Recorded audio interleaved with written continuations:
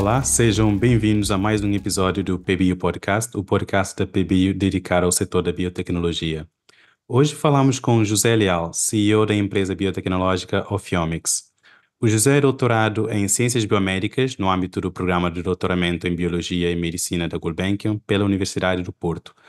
Como parte do seu doutoramento, o José realizou investigação na University of Texas Southwestern Medical Center, nos Estados Unidos, e Imperial College School of Medicine da Imperial College London, em Inglaterra. Fez pós-doutoramentos na MBL, European Bioinformatics Institute, e na Laboratory for Molecular Biology, ambas em Cambridge.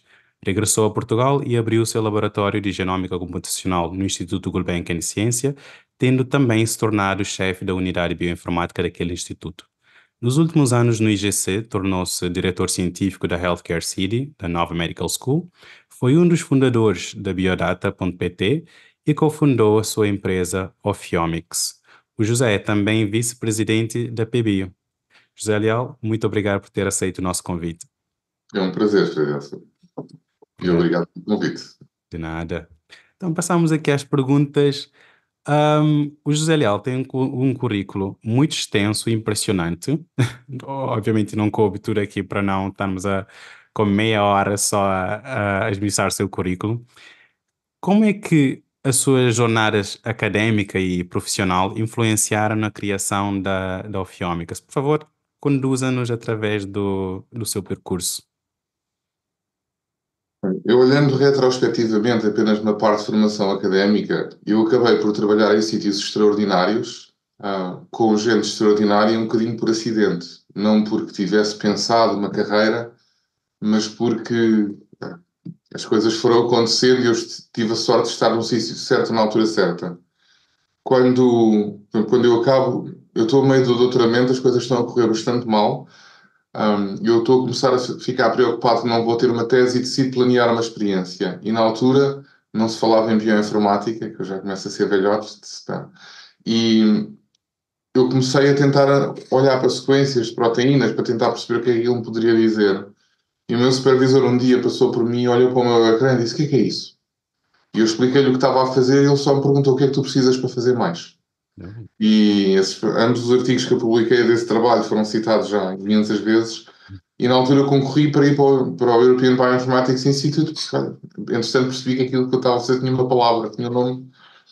E quando fui para lá, fui trabalhar por gente fantástica, mas eu escolhi uma pessoa que achei que era giro. Trabalhar em redes, em Big Data, em Biologia, e de repente há Big Data em todo lado e eu já estava a trabalhar nisso por acidente. Não...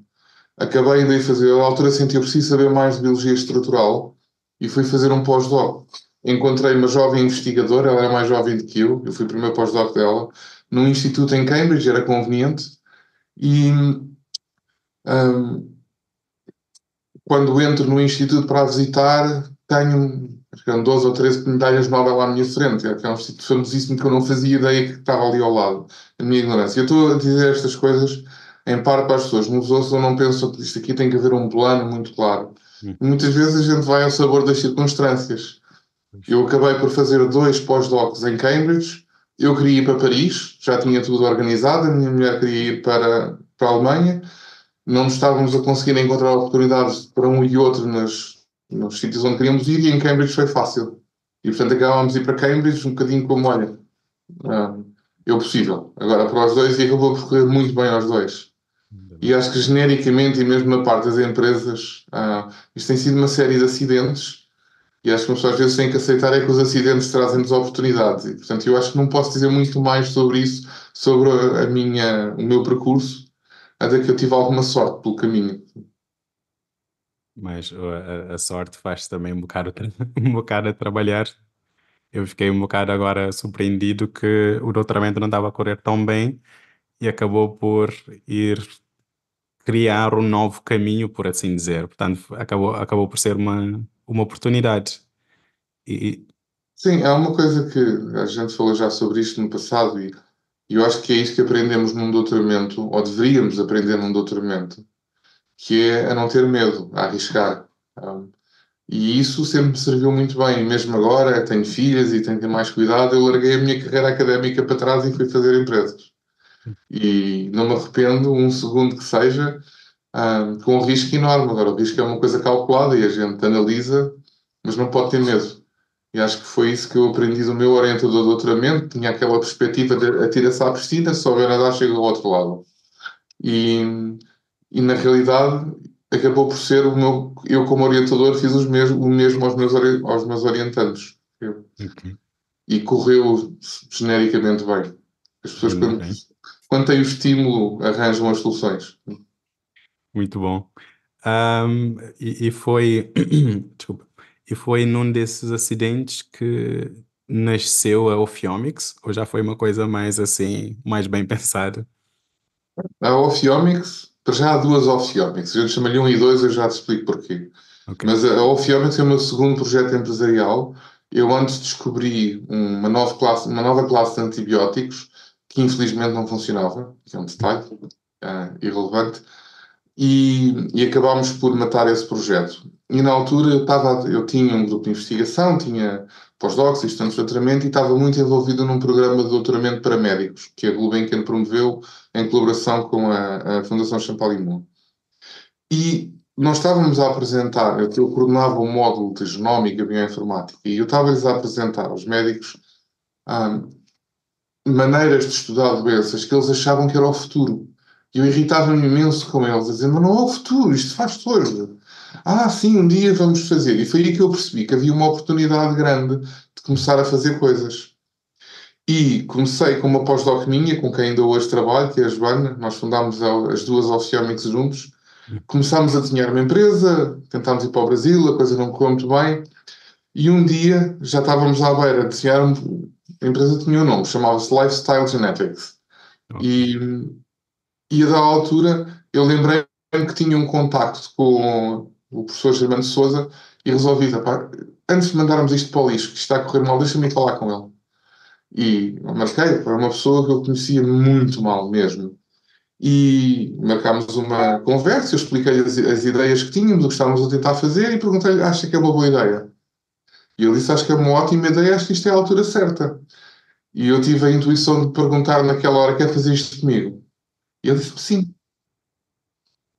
E foi assim que surge a primeira Ophiomix. A primeira Ophiomix acabou por se focar na área da oncologia, Uhum. isto um bocadinho por acidente, nós estávamos preocupados com outras doenças e foi o professor Germano Souza que insistiu muito connosco. Isto é aqui que a gente tem alguma coisa a dizer hoje com estas tecnologias. Nós montámos com eles um laboratório que foi pioneiro em Portugal, a muitos níveis, em termos das tecnologias genómicas que levámos para a rotina clínica. Mas em 2018, eu e a Joana estávamos a começar a ficar um bocadinho irrequietos, porque os modelos de negócio de serviços clínicos são muito duros.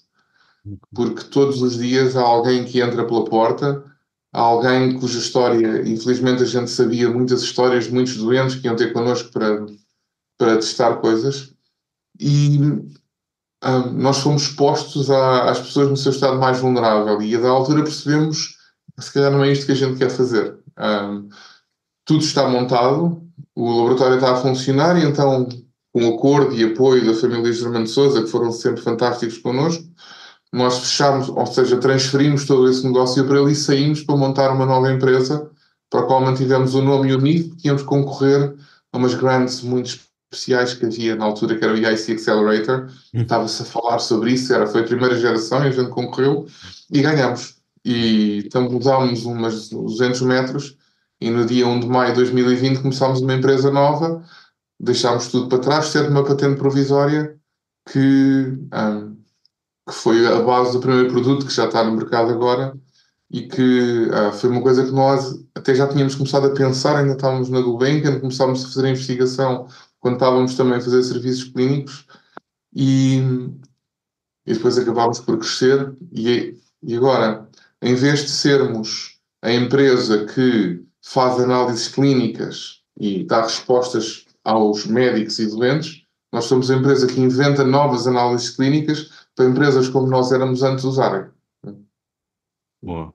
Pois foi um shift diferente, porque estamos a passar de uma área de serviço que, no meu entender, um bocado ignorante, parece uma área mais estável, para passar para uma área mais em retrospectiva, muito mais rentável, se calhar, mas com mais desafios, até porque estão agora a trabalhar em Deep Tech.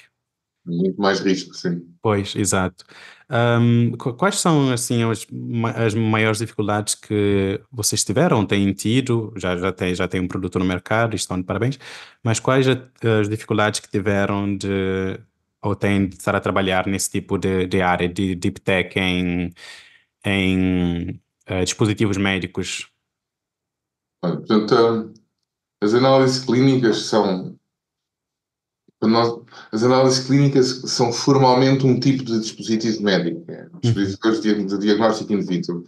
As nossas têm a peculiaridade de integrarem dois tipos de tecnologias, ou seja, tecnologias de ácidos nucleicos, Uhum. genómica, e também machine learning. E, Ok. e isto cria-nos umas complicações enormes, que em termos regulamentares, ou seja, eu para levar qualquer dispositivo médico para o mercado, para ele poder ser usado, eu tenho de demonstrar que é verdadeiramente eficaz e seguro e por aí fora. E toda a parte regulamentar é muito dura, é mesmo muito dura de fazer. E cara, muito cara. Mas eu quando ponho uma nova análise clínica no mercado, eu tenho que ter a certeza absoluta que quaisquer duas pessoas em qualquer lado do mundo, a qualquer altura, independentemente de se aquilo teve 2 meses na prateleira ou teve um ano na prateleira, que o resultado é sempre o mesmo. E que temos que saber, tivemos que desenhar um produto que era muito robusto, a flutuações do. Porque há sempre variações entre operador para operador e por aí fora. E, genericamente, trabalhar em inteligência artificial em saúde, a complicação é que o lado regulamentar, neste momento, está a dar os primeiros passos. Toda a gente tem muito medo, ninguém compreende muito bem o que se está a fazer, ou sobretudo o lado regulamentar, e muitas vezes temos exigências absurdas que não fazem sentido, e ao mesmo tempo estamos a ver caminhos abertos para fazer disparates se não tivéssemos cuidado. Isto é genérico. Qual é o problema em Portugal? É que ninguém está a fazer isto e, portanto, estamos muito sozinhos. Pois. Há uma grande falta de massa crítica em Portugal, nesta área. É uma área, eu já tive a ocasião, acho que o ano passado, até de escrever sobre isso e na altura, escrever um artigo no jornal e depois, dentro da PBU, tentar, com o apoio do resto da direção, promover o desenvolvimento de uma espécie de uma fileira industrial nesta área para Portugal, que, em minha opinião, é uma área que muito facilmente podia crescer da excelência de investigação que já temos em muitas instituições, mas que realmente nós não temos know-how no país. Portanto, tudo o que nós temos que fazer pronto, temos que aprender muita coisa de raiz, e gastar muito dinheiro em consultores, especialistas e ajudas e por aí fora, porque senão nunca mais. Pois imagino. Estamos ainda no mercado um bocado verde, como se diz, apesar de todo o avanço que já tivemos. Falando em, falando em dinheiro, há pouco tinha mencionado que a Ophthalmics tenha conseguido um financiamento da ERC, ou European Innovation Council, e foi a primeira empresa portuguesa a conseguir esse financiamento de 1 milhão de euros. Isso foi em 2021. Como é que esse financiamento ajudou ou tem ajudado a Ophthalmics a avançar os seus objetivos? Primeiro, nós estávamos numa fase da empresa, nós tínhamos uma patente provisória, Uhum. ah, e não tínhamos mais nada. E nenhum investidor de capital de risco ou angel investor ia pôr dinheiro em nós. O problema de trabalhar em laboratório, em biotecnologia e por aí fora, é que custa muito caro. E, por exemplo, precisa de infraestrutura e por aí fora. E nós estávamos ali com um problema, sabíamos, ou pomos dinheiro neste projeto ou o projeto vai achar. E na altura, quando concorremos ao EIC Accelerator, ninguém sabia o que é que este programa ia ser. Nós acabámos por pedir muito pouco dinheiro e pedimos 1 milhão de euros em grant e pedimos 1 milhão de euros em equity. Acabámos por ser muito bem avaliados, conseguimos. Nós fomos a segunda empresa europeia a assinar o contrato da grant, fomos a primeira empresa europeia a assinar um contrato de equity com o European Investment Bank, Oh. com todos os problemas que querem ser o primeiro, não é? Apanhamos com a porcaria toda que não está resolvida. E quando nós fizemos a entrevista, os avaliadores olharam para nós e disseram assim: vocês não estão a pedir dinheiro suficiente, portanto, em vez de 1 milhão de euros, vamos oferecer 3 milhões de euros de equity. Oh. Portanto, e não chega. Nós torramos dinheiro, que é uma coisa assustadora, por mais que tenhamos cuidado. E, portanto, nós tivemos dinheiro para começar a trabalhar numa altura onde nenhum investidor teria acreditado em nós. Entretanto, já passámos por uma roda de investimento e conseguimos chegar àquilo que era o objetivo inicial do EIC, que é apostar em empresas que têm potencial de darem um grande salto.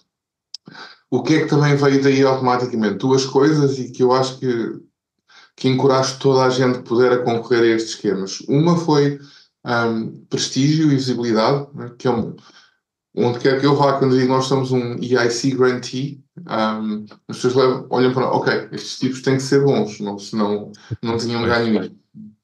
Mas há uma outra coisa que eu acho que é igualmente importante, é que começa a haver o EIC Council tem criado muitos serviços e apoio para empresas e nós temos beneficiado já de várias coisas. Fomos a feiras, por exemplo, eu ainda o ano passado estive no Japão numa feira através de um programa que nos, mais do que patrocinar parte do processo, é de criar-nos rede, cria-nos contactos, facilita-nos todo um processo que de outra maneira nós aqui temos muita dificuldade em participar. E portanto eu acho que acima de tudo hoje em dia o EIC dá-nos rede. E acha que, pronto, aqui em Portugal agora estamos a ter várias empresas que também se estão a destacar muito, inclusive tivemos agora um que teve um exit muito bem sucedido, que foi a Cell Maps, que conseguiu vender a sua tecnologia para a BioNTech. Acha que no contexto nacional nós temos mais empresas que têm essa capacidade de concorrer para esse tipo de financiamento, ou ainda estamos tão verde como estávamos a falar há pouco? Eu aqui vou tentar ser politicamente correto. Pode-se. Eu acho que o que faz a diferença nestas empresas que é uma real ambição de se tornarem líderes globais no seu nicho de mercado. Seja para fazer um novo carrinho de linhas, seja para fazer novas tecnologias de anticorpos, como o trabalho da Cell Maps, que é lindíssimo, ou seja o que for. Mas tem que haver uma ambição muito grande. E, do modo geral, é aquilo que eu sinto que em Portugal nós tendemos a não ter, tendemos a pensar pequenino, porque temos pouco dinheiro, porque a mentalidade acaba por ser muito pequenina. E foi aquilo que eu sinto que há bocado, quando me perguntaste sobre o meu percurso académico, o que é que ele me deu, no dia em que cheguei ao meu doutoramento, eu conheci um português que me veio dar aulas, o Miguel Seabra, e também fui o primeiro estudante dele. Fui muito primeiro a muita coisa, é sempre bom. E gostei imenso do contacto com ele e do tema dele, e discutimos imenso em enzimologia. E eu acabei por pedir para ir fazer doutoramento com ele sem saber onde é que era. Depois ele vivia no meio do Texas, em Dallas, no meio dos cowboys. Sim. E eu acabo lá um bocadinho à toa sem saber o que é que vou fazer. E no primeiro lab meeting que tivemos, entram 2 prémios Nobel e sentam-se à mesa. Porque fazíamos o lab meeting juntos.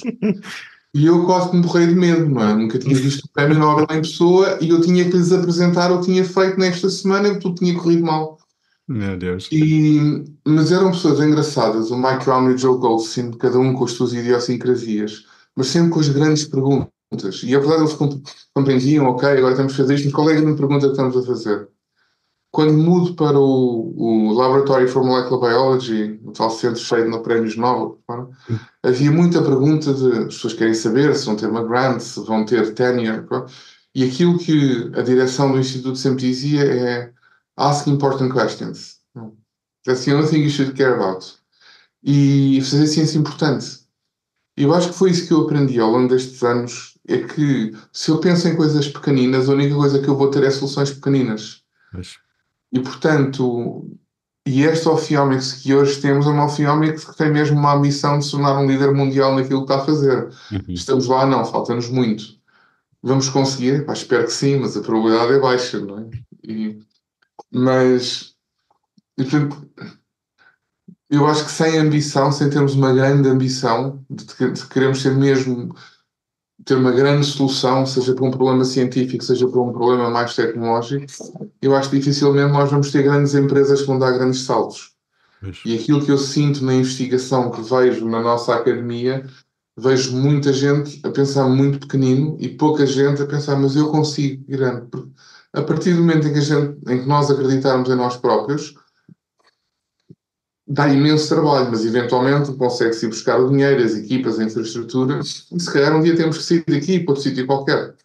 Mas Uhum. quando o objetivo é a próxima bolsa, ou o próximo projeto de investigação financiado, ou a próxima coisinha, vai ser difícil. Agora, a ciência que eu vejo na minha área, não percebo nada de computer vision, por exemplo, mas na ciência que eu vejo na minha área, mais as life sciences, nós temos alguns grupos extraordinários ao nível dos melhores do mundo. E temos, diria que a média provavelmente é bastante razoável e não acho que tenhamos um problema sistémico em termos desse substrato. Uhum. Acho que se calhar falta-nos um bocadinho de ambição. Eu vou querer ainda pegar um bocadinho nessa parte da ambição, não mais especificamente da ambição de Ophiomics, mas só para terminar essa parte do financiamento, que é uma parte muito importante e também outros convidados aqui no podcast já, já estiveram a debruçar sobre isso. Um dos convidados foi o Pedro Pissarra, a falar sobre os modelos de financiamento, em como nós não somos competitivos porque não temos salários competitivos. Queria pegar na parte de uma informação que tinha visto há pouco tempo sobre a Ophiomics, que está agora a participar no programa da IPO Ready, da Euronext, que prepara as empresas para entrar na Bolsa. Como é que essa entrada na Bolsa encaixa-se no futuro, nos planos futuros da sua empresa? Olha, nós estamos a estudar essa hipótese. Uhum. Eu pus esse post no LinkedIn e de repente quase que apareci no jornal.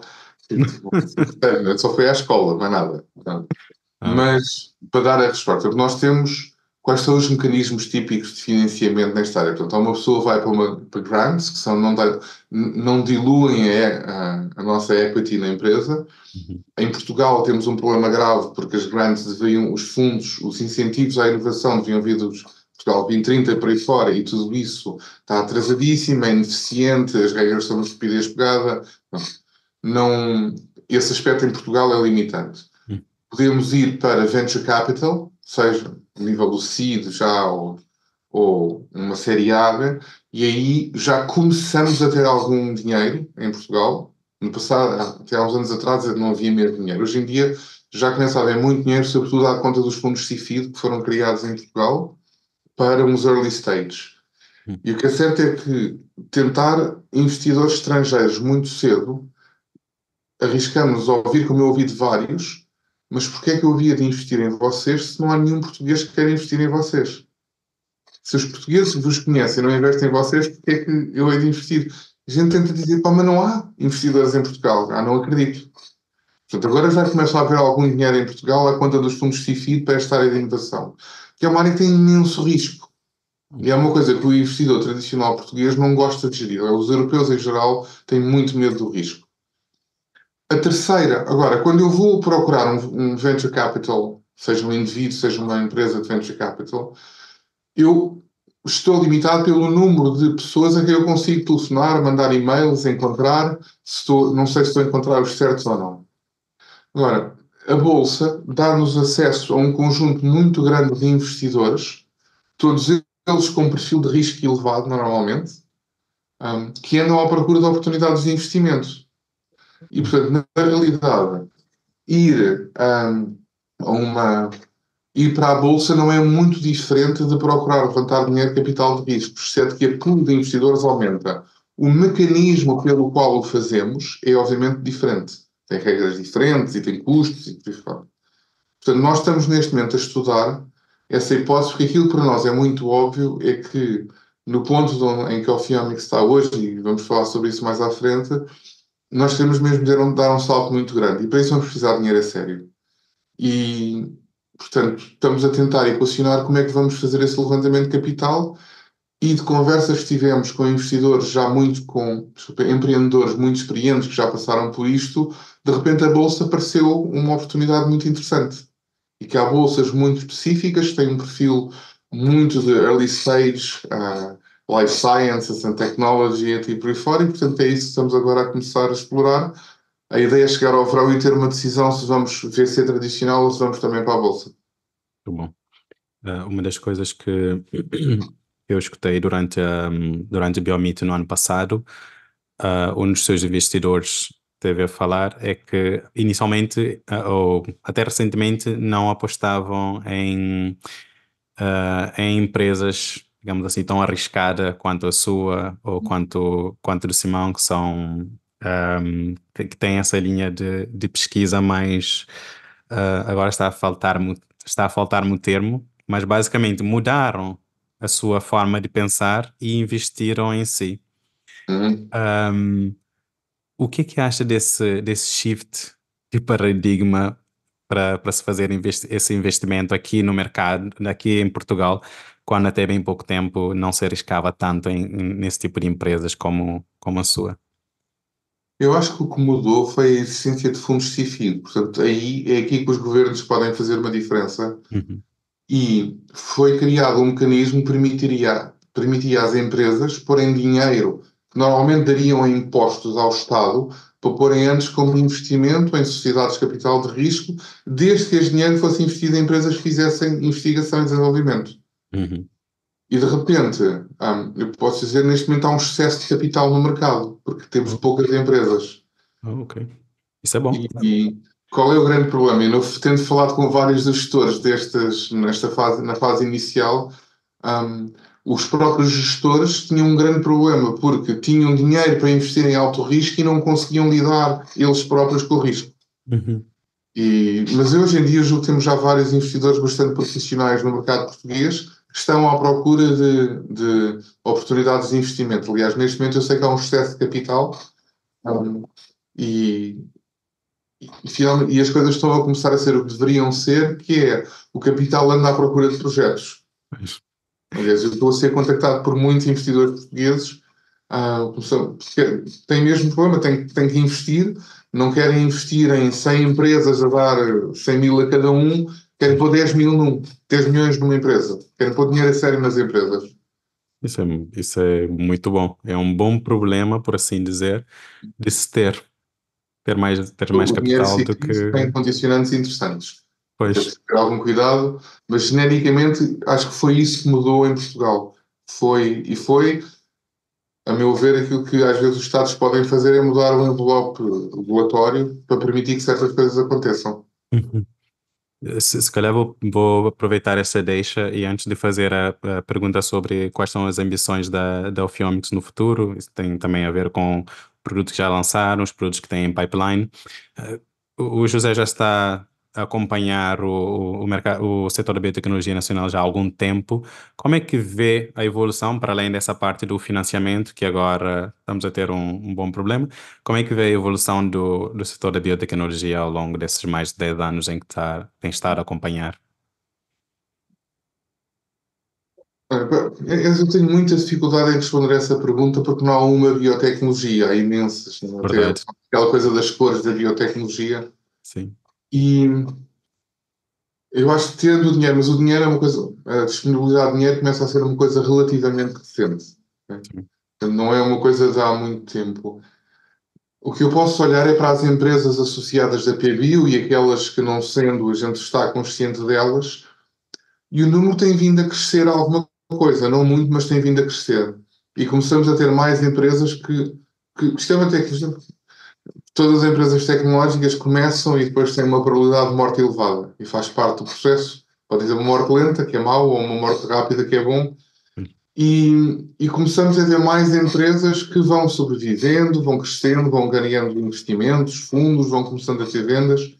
E isso mostra-nos que é um setor que está a começar a criar raízes em Portugal. Agora, estamos certamente muito longe da importância que este setor tem noutras economias e algo que me escandaliza um pouco, porque tenho a nítida sensação que é mais um comboio que Portugal deixa passar.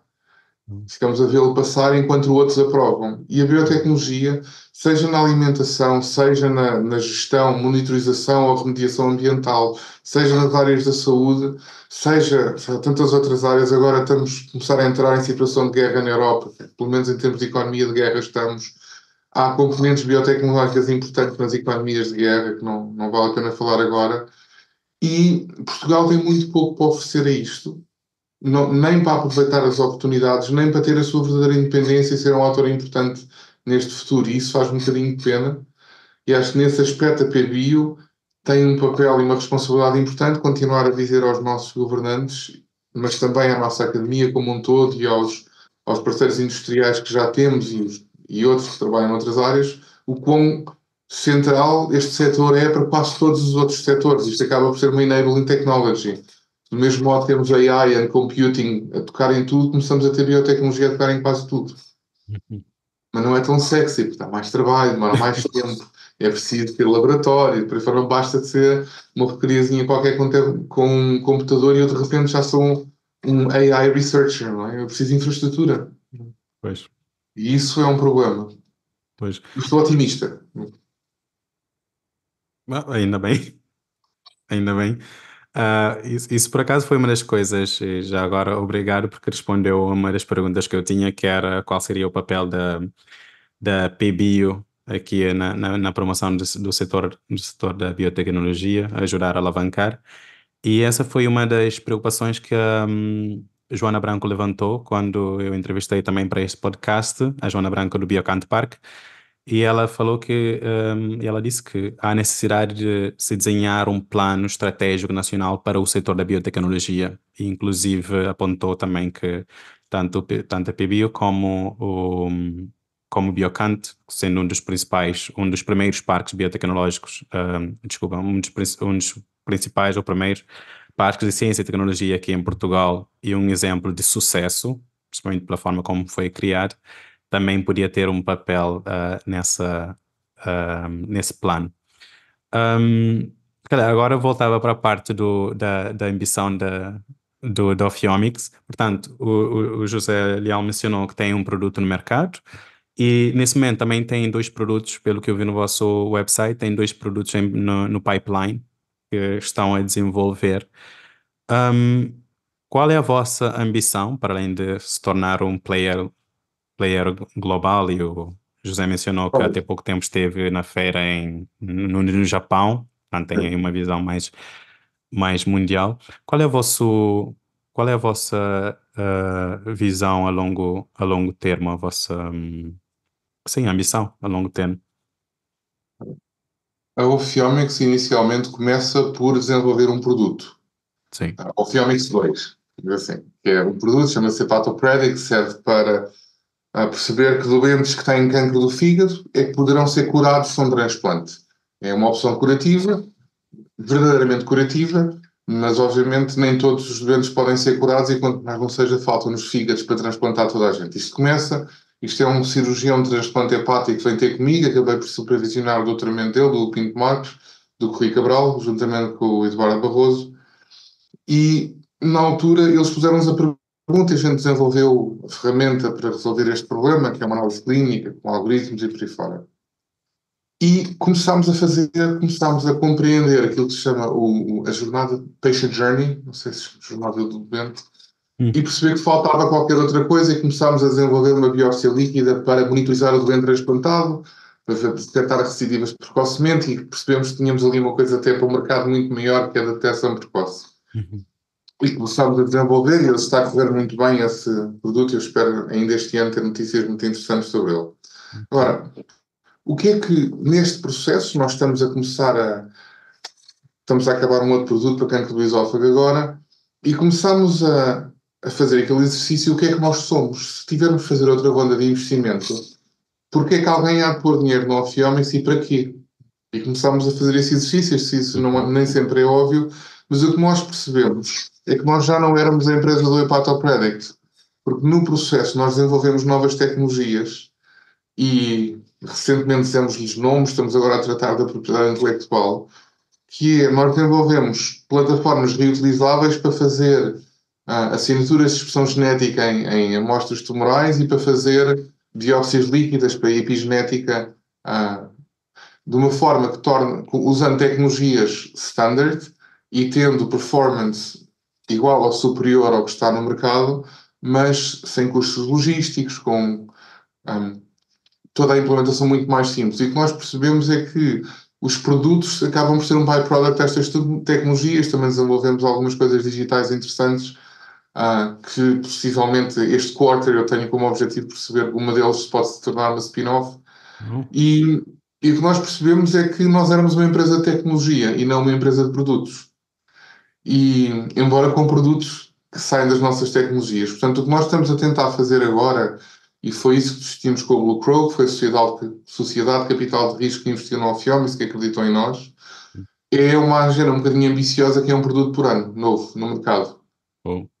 E quando prometemos isto, estávamos bastante otimistas, mas agora temos que entregar. E tudo sugere que vamos conseguir. Estamos neste momento a falar com uma universidade espanhola que querem utilizar a nossa plataforma para pôr um novo teste para um outro tipo de cancro e que espero que a gente feche negócio com eles assim. E basicamente estamos a começar a conseguir colaborar com a academia para pegarem nas descobertas académicas e transformá-las em produtos, em protótipos que possam ir para o mercado. Nós temos uma manufatura certificada internacionalmente de dispositivos médicos e conseguimos fazer dados piloto de novos produtos e conseguimos até em questão de semanas pegar numa ideia de um conjunto de biomarcadores e ter um protótipo manufaturado, pronto para testar em doentes em semanas. E Uau. neste momento estamos também a começar com umas outras conversas mais para o norte do país para ver se há a possibilidade de colaborarmos e licenciarmos um outro conjunto de biomarcadores para uma nova biópsia líquida para outro tipo de cancro. E, portanto, a ideia é agora juntar os produtos que nós próprios estamos a desenvolver e continuamos com um R&D bastante intenso, com mais 2 produtos neste momento na calha, para além daqueles que estão no website, e complementar isto com produtos que licenciamos os biomarcadores e somos nós que industrializamos e vamos testar clinicamente e analiticamente. Portanto, o nosso objetivo é tornarmos uma empresa de referência na área do dispositivo médico aplicado ao cancro, na parte da medicina personalizada do cancro, e para isso temos que dar um grande salto, daí estar a começar a olhar para a bolsa por aí fora, porque não se faz isto sem muito dinheiro. Vai haver muito dinheiro, se tudo correr bem, vai-se fazer muito dinheiro com isto, mas para chegarmos lá precisamos de investir, e aí sim vamos precisar de investir a níveis onde os investidores portugueses normalmente não investem. Uau. E, portanto, o meu trabalho agora, isso faz parte do meu trabalho, portanto, a Joana lidera toda a parte científica e tecnológica da empresa, eu estou mais focado nas partes mais chatas de gestão, mas também nesta parte de angariação de fundos, e, portanto, a minha missão este ano será também preparar uma nova banda de investimento. Uau. Isso é uma grande ambição. Eu fiquei um bocado boquiaberto com um produto por ano, principalmente estando na área em que vocês estão. Já agora vou aproveitar para fazer uma pergunta aqui, que também já tinha feito uma outra pessoa, porque é uma pergunta recorrente, principalmente na área em que estamos relacionados com a saúde, que é, nós vemos que temos um dos entraves é o financiamento, agora se calhar não vai ser tanto, e o outro é a parte dos ensaios clínicos, que aqui em Portugal, ainda pelo que eu tenho visto, está muito subdesenvolvido. Como é que vocês têm feito para contornar esse problema, por assim dizer?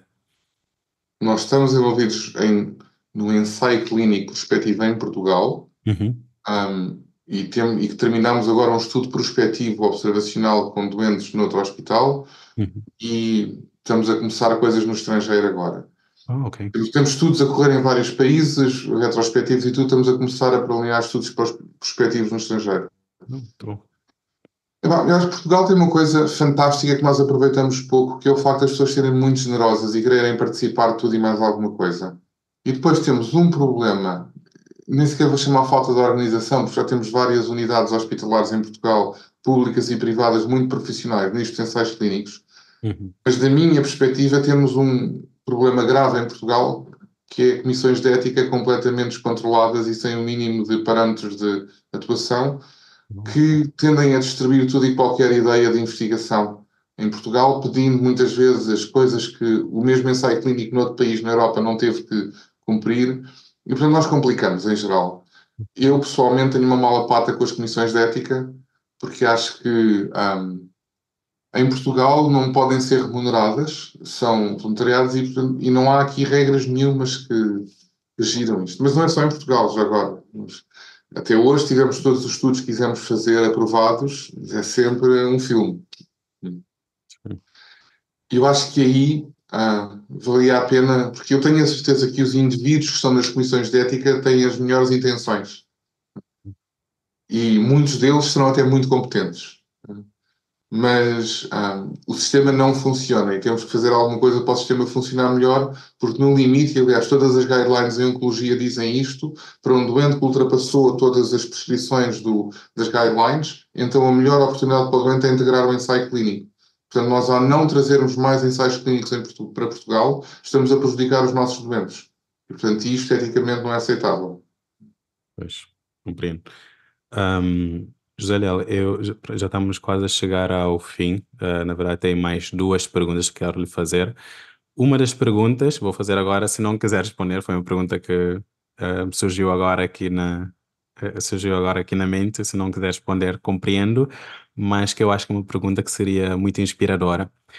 Porque eu acho que eu li num artigo seu no jornal que o José Leal disse que começou a empresa aos 40 ou qualquer coisa do género, aos 40 e Não tal. ouvi, desculpa. Não podes repetir. Começou uma empresa aos 40 ou tornou-se empreendedor aos 40, algo do género. Vou ter que ver esse fato como deve ser. Mas pronto, vendo aqui na Ophthalmics 2, diz aqui que está há 5 anos, desculpa, Ophthalmics 2 foi em 2020, portanto 4 ainda anos, não sim. chegamos a 5 anos, foi um bocadinho. Uhum. Pois, mas pronto, há 5 anos está aqui à frente da Ophthalmics, que é uma idade que pode parecer um bocado tarde. Desculpa, eu estou a falar um bocadinho da ignorância aqui. O que é que o motivou, mesmo nesta idade, começar a sua própria empresa?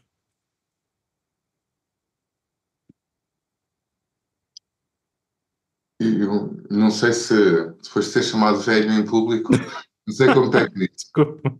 Mas olha, dizem que os homens só acabam a adolescência mais ou menos à volta dos 42 anos, portanto eu não serei muito Pronto. velho por essa ordem de idade. Só chego à idade adulta aos 40. Mas bom, primeiro, em biologia, ao contrário da matemática, onde todas as medalhas Fields acontecem a pessoas que têm menos de 30 anos e ninguém nunca ganha uma medalha Fields depois disso, na realidade os prémios Nobel da biologia são todos muito mais tardios. A biologia é bastante complicada e não é à toa que é preciso uma vida para chegar lá.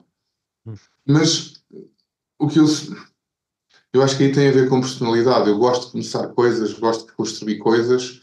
E eu gostava disto aos 16 e gosto disto. Eu tenho 52 hoje e gosto disto aos 52 e já estou a pensar na próxima. Muito bom. Portanto, eu acho que não vejo. O que acho que vai mudando é a nossa percepção de risco.